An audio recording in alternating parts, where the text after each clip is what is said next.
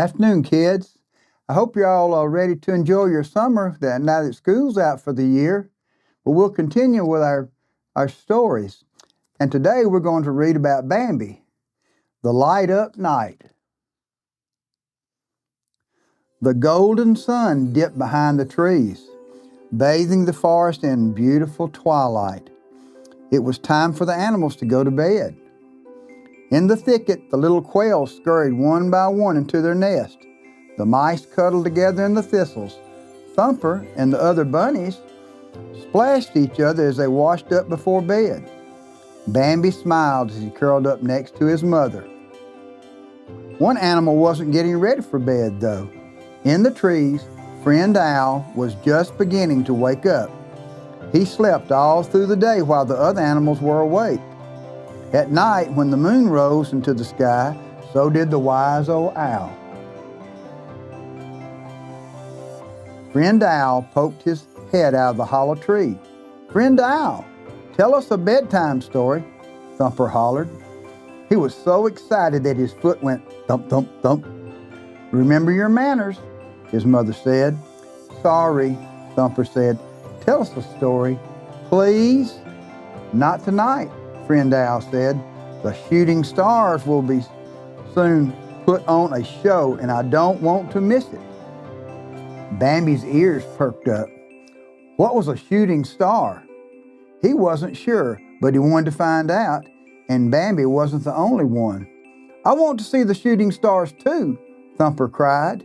"It's getting dark," Bambi's mother said in a soft voice, "and it's a long way to the meadow." "I'll look after the young prince and Thumper," Friend Owl offered. "They'll be safe with me." Friend Owl flew slowly overhead, watching as Bambi and Thumper pranced along beneath him. In the deepening darkness, Bambi and Thumper could hear the song of the crickets. All of a sudden, Bambi saw a bright spark. "I saw it," he cried. Friend Owl smiled kindly at him. "No, Bambi," he said. "That was a firefly, or a lightning bug's what we call them." "Oh," Bambi said, watching in wonder as one by one fireflies lit up the meadow. It was a beautiful sight, but Bambi and Thumper still wanted to see the shooting stars. The friends waited quietly as the sky grew darker. Soon there was just a thin sliver of moon gleaming overhead. "That's good," Friend Owl said approvingly. "A dark night will make the shooting stars easier to see." Just then, a brilliant flash lit up the entire sky. "Look!" Thumper shouted. "I saw the first shooting star."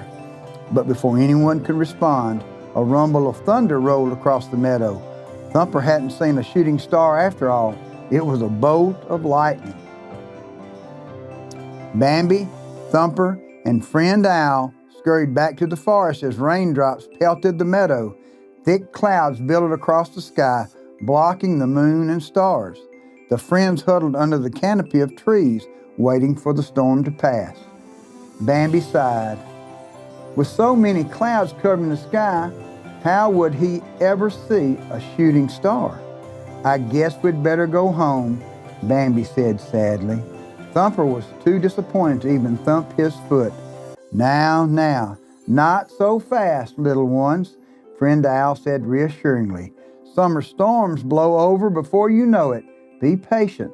The shooting stars are worth the wait."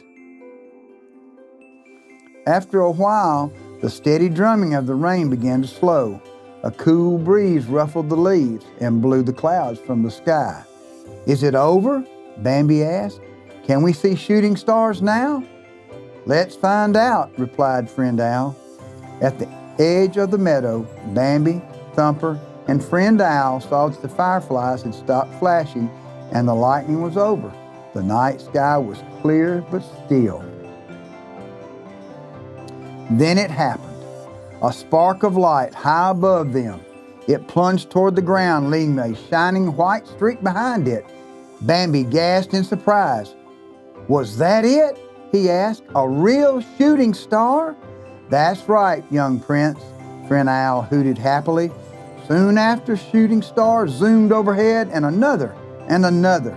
The night sky was full of them. The three friends watched the sky for hours. Finally, there were no more stars. "It's time to go home now," Friend Owl said. "But I want to see more shooting stars," Thumper whined. "And you will," Friend Owl promised, "when the time is right." Back in the thicket, Bambi snuggled close to his mother. As he told her all about the shooting stars, he closed his eyes. Behind his eyelids, he could still see the brilliant shooting stars. It had been the perfect night. Thank you, kids. Hope you enjoyed this story. See you again soon.